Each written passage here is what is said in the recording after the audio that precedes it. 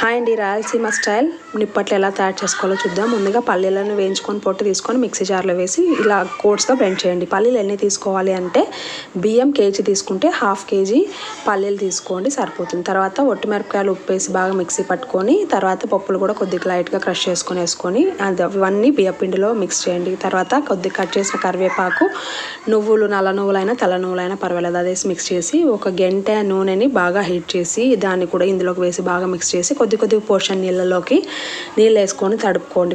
కొద్దిగా పిండి అంతా ఒకటేసారి తడుపుకుంటే నానిపోయి అంత చక్కగా రావు. సో అందుకనే కావాల్సినంత వేసి అవి తడిపేలోపు మనకి డీప్ ఫ్రై ఆయిల్ కాగుతుంది. తర్వాత దీన్ని చిన్న కన్సిస్టెన్సీ ఇలా ఉండాలి. చిన్న ముద్దలుగా చేసుకొని నిప్పలు ప్రెస్ చేసే దాంతో ప్రెస్ చేసుకోండి, లేదంటే చేత్తో అయినా ప్రెస్ చేసుకొని బాగా కాలిన నూనెలోకి ఒక్కొక్కటిగా వేసి రెండు వైపులా ఎర్రగా కాల్చుకుంటే మన రాయలసీమ స్టైల్ నిప్పట్లు రెడీ. మీరు ట్రై చేసి ఎలా ఉందనేది కామెంట్ సెక్షన్లో తెలియజేయండి. Thank you so much.